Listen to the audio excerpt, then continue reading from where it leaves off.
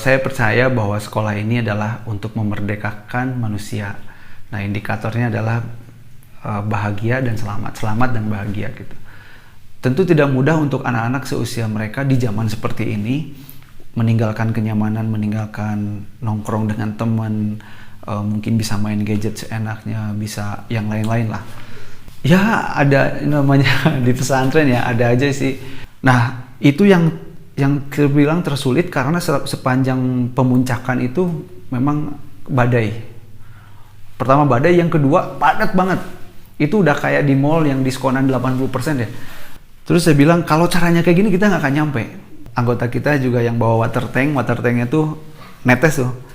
Saking dinginnya itu beku kayak baju besi. Kita bikin ekspedisi maraton 14 gunung, 14 hari, Jawa, Bali, Lombok gitu.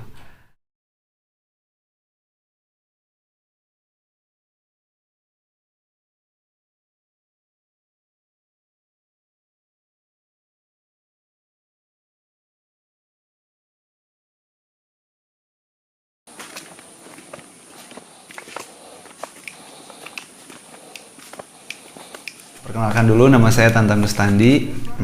Saya lahir di Tasik. Mungkin kalau dari Bandung itu sekitar 4 sampai 6 jam lah dari kampung. Lahir dan besar di sana, kemudian mungkin beranjak dewasa tuh bukan pindah ya, karena kuliah di Bandung. Kemudian saat ini saya tinggal di Cimahi, sudah punya 2 orang anak. Dan saat ini saya mengabdi di sebuah sekolah Islamic boarding school ya di Cisarua. Sehari-hari memang waktu saya sekarang lebih banyak digunakan di sekolah, ya bisa dibilang pesantren gitu. Kemudian aktivitas lain, saya juga ikut menjadi pengurus AOPGI. AOPGI itu Asosiasi Olahraga Pendaki Gunung Indonesia di Jawa Barat gitu. Nah ini lumayan sulit. Sebetulnya saya nggak pernah kepikiran untuk menjadi seorang guru atau mendedikasikan di dunia pendidikan. Meskipun alhamdulillah saya dikaruniai seorang ayah yang sebagai seorang guru agama. Kemudian dulu kuliah juga sebetulnya ya kuliahnya kuliah aja dulu gitu, nggak pernah kepikiran pengen jadi guru gitu. Tapi seiring dengan berjalannya waktu dan kesempatan yang ada waktu itu, saya awalnya mengajar itu hanya sekedar sampingan dari hobi main gitu dulu itu. Nah tapi ternyata justru di situ lebih tertarik karena banyak hal-hal yang baru yang saya temukan. Kemudian saya mulai ngajar tuh dari mulai SD, kemudian masuk ke SMP, SMA, dan gak kerasa udah 10 tahun nih ceritanya. Nah, kemudian kalau masuk ke pesantren sebenarnya ini juga di luar dugaan gitu ya, karena background saya jauh mungkin ya kalau dari hal-hal yang sifatnya kepesantrenan gitu. Meskipun dulu pernah pesantren sampai SMP dan memang di keluarga besar saya juga udah biasa lah anak-anak pesantren gitu. Nah, kalau sekarang tiba-tiba ada di pesantren sebenarnya ya qadarullah, waktu itu saya melamar untuk jadi guru penjas gitu. Tapi ternyata alhamdulillah diterima dan ya akhirnya jadilah ceritanya di pesantren gitu. Gitu. Wah, kayaknya jauh beda justru ya kalau sekarang. Kalau dulu saya malah waktu SMP itu sudah belajar beberapa kitab gitu ya. Beberapa hafalan-hafalan juga, kemudian tafsir gitu, tapi berbeda gitu. Nah kalau yang sekarang ini kebetulan di sekolah ini jenjangnya SMA dan memang kita tidak punya jenjang untuk SMP sama SD, jadi artinya kita itu memanfaatkan waktu untuk anak-anak 3 tahun gitu. Nah sebetulnya sebelum ke sana, sekarang ini saya daripada bekerja itu lebih banyak belajarnya gitu ya gitu. Nah terus yang membedakan itu sekarang mungkin orientasinya lebih real gitu, karena kesesuaian zaman juga dan tantangan. Kalau dulu ya kita nggak ngerti lah gimana maksudnya kondisi ekonomi, kondisi apa segala macam gitu ya waktu anak-anak. Tapi sekarang tuh ternyata ilmu agama itu akan terkoneksi dengan tantangan yang akan mereka hadapi, tantangan kita di kehidupan sehari-hari itu seperti apa gitu. Kurang lebih seperti itu.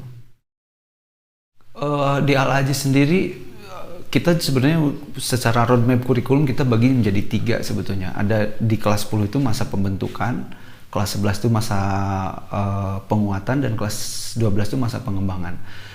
Nah, di kelas 10 ini memang lebih banyak porsinya untuk pembentukan karakter dan pemahaman agama gitu. Nah, tapi itu saja kan tidak cukup. Anak-anak kita juga perlu dikenalkan mengenai ilmu-ilmu yang lain gitu. Nah, jadi memang basicnya kalau di Al-Aziz sendiri, jadi di kelas 10 itu memang orientasi agamanya lebih besar, mungkin porsi agamanya lebih besar. Kemudian ada beberapa hal yang tetap dipelajari juga sampai kelas 12. Tapi ada beberapa juga yang orientasi di kelas 11 tuh anak-anak tuh udah mulai ke bisnis nih. Ke bisnis, tapi tetap basic agama itu harus jadi nomor 1 gitu.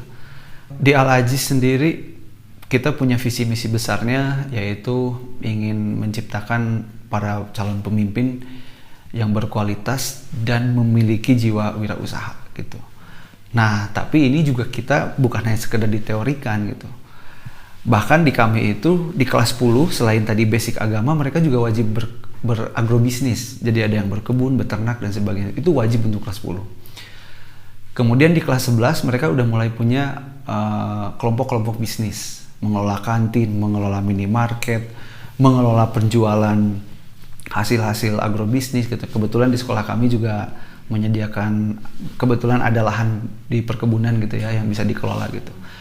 Nah, dan kita juga memberikan ruang kepada anak-anak untuk menciptakan produk.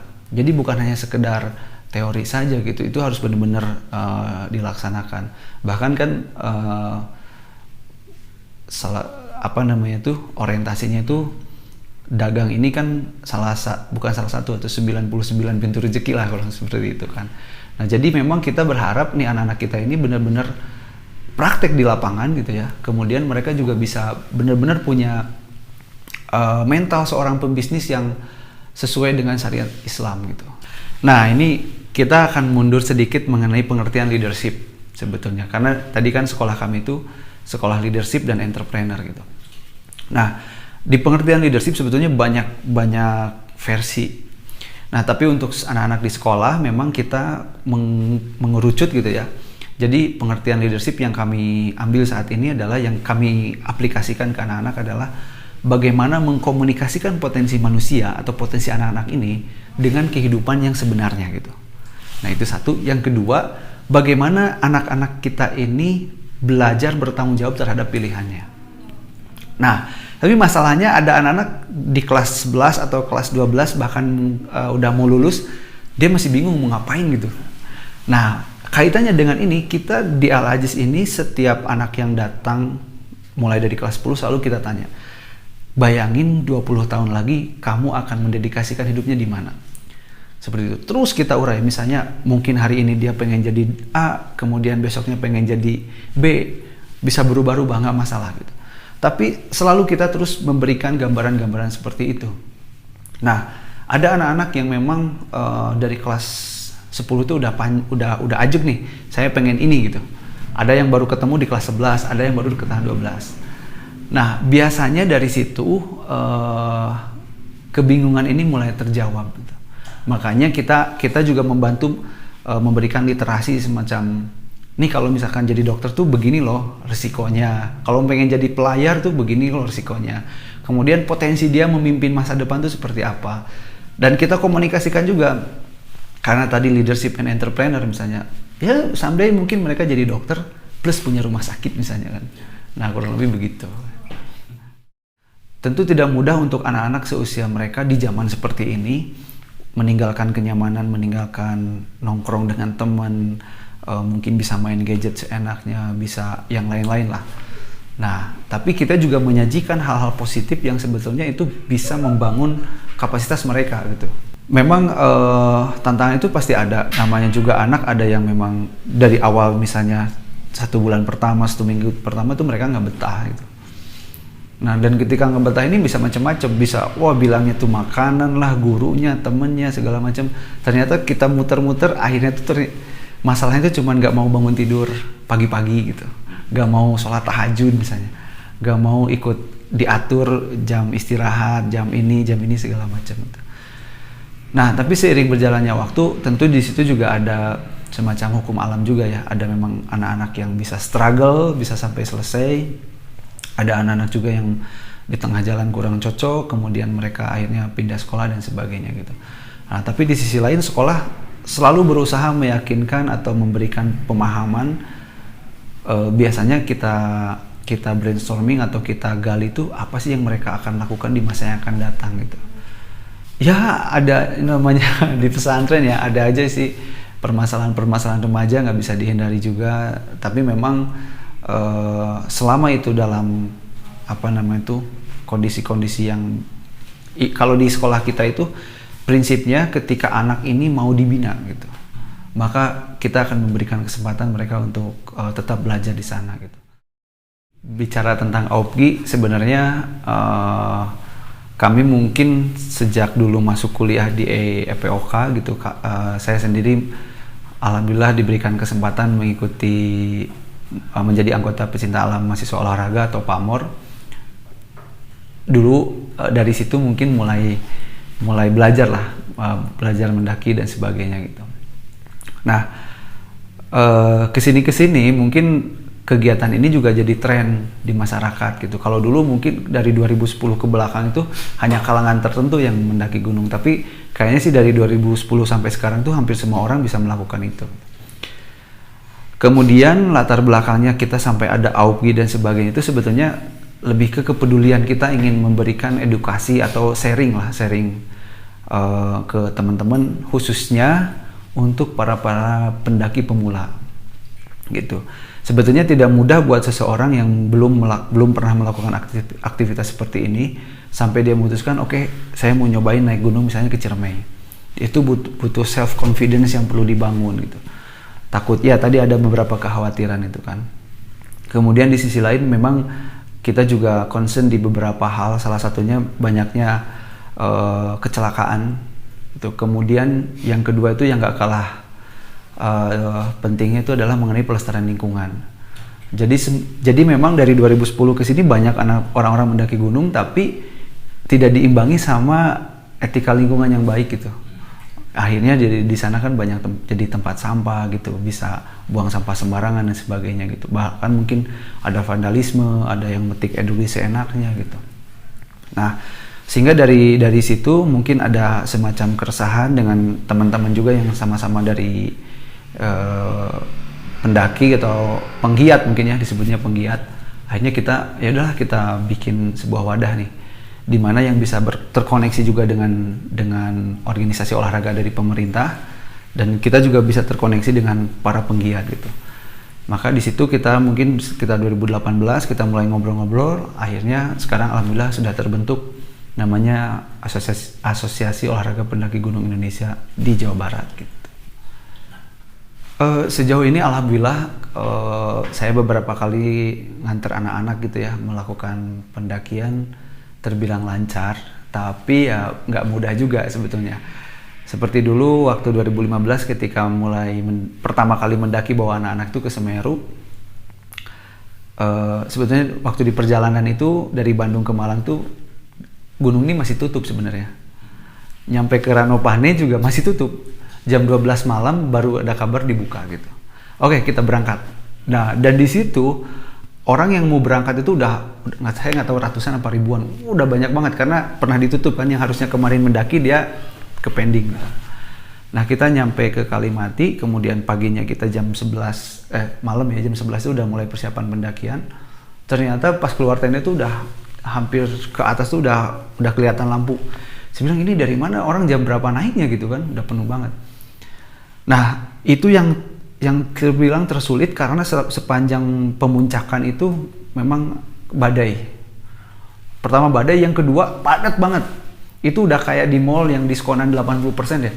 Jadi 2 langkah berhenti. Saking penuhnya. Nah, kita tuh mendaki ada 4 orang, kita juga udah kena mental nih. Terus saya bilang kalau caranya kayak gini kita nggak akan nyampe. Karena lambat banget, pergerakan tuh lambat banget gitu. Udah mau badai, wah dinginnya luar biasa. Akhirnya kita cari-cari jalur ke sebelah kiri, nyampe atas tuh alhamdulillah nyampe jam 7. Di atas tuh badannya luar biasa, kerikil-kerikilnya terbang segala macem. Terus kalau ada anggota kita juga yang bawa water tanknya tuh netes tuh. Saking dinginnya itu beku kayak baju besi. Ya baju besi, udah lumayan itu udah mental banget tuh, hampir nggak nyampe kita. Bahkan saya juga buka sarung tangan tuh udah kayak diiniin sama pisau gitu, ditusuk-tusuk sama pisau. Itu lumayan. Kemudian pulang dari situ, dari Kalimati, kita nyampe Ranukumbolo, dapat kabar ternyata jalur yang udah kita lewati itu kebakaran. Udah luar biasa dah. Nah itu ya pengalaman yang paling saya ingat gitu. Tapi di sisi lain alhamdulillahnya karena tadi persiapan sebenarnya setiap pendakian itu tidak selalu mudah ya, apalagi bawa anak-anak. Persiapan karena biasanya kita juga ada latihan fisik kurang lebih antara 2-3 bulan, kemudian ada simulasi dan sebagainya. Jadi memang kita sudah siapkan kondisi-kondisi seperti ini kepada anggota gitu. Yang sebenarnya saya juga belum apa-apalah ibaratnya. Banyak teman-teman senior-senior saya juga yang lebih berpengalaman. Terus yang paling saya ingat sebetulnya dulu waktu 2007 dan 2008, waktu itu kita mengadakan ekspedisi maraton. Pertama 2007 itu ekspedisi maraton 14 gunung di Pulau Jawa.